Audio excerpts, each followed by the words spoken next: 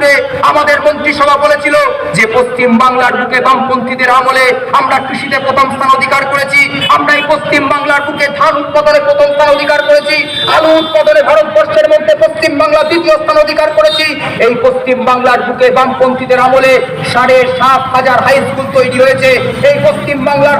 বামপন্থীদের আমলে প্রায় 850টা কলেজ তৈরি হয়েছে। কিন্তু এই পশ্চিম বাংলার বুকে যে আগামী দিনে নতুন সম্প্রদায় বেরোবে, যারা পড়াশোনা করছে, যারা বর্তমান শহরের বুকে তৈরি হয় ইউআইটি কলেজে পড়াশোনা করছে, যারা এই পুরো বর্ধমান জেলা, পশ্চিম বর্ধমান জেলায় একের পর ইঞ্জিনিয়ারিং কলেজগুলো হয়েছে, সেই কলেজগুলো থেকে পড়াশোনা করছে, যারা এখানকার ডিগ্রি কলেজগুলো থেকে পড়াশোনা করছে, আগামী দিনে তাদের কি দিশা দেখাতে পারবো? যে দক্ষিণ দামোদরের ছেলেটা এইখানে এসে পড়াশোনা করেছে ইউআইটি কলেজে, যে দক্ষিণ দামোদরের মেয়েটা ওমেন্স কলেজে পড়াশোনা করেছে, সেই মেয়েটা বা সেই ছেলেটা আর চায় না বর্ষার দিনে মা বাবার সঙ্গে গিয়ে মাথায় গামছাটা বেঁধে ধান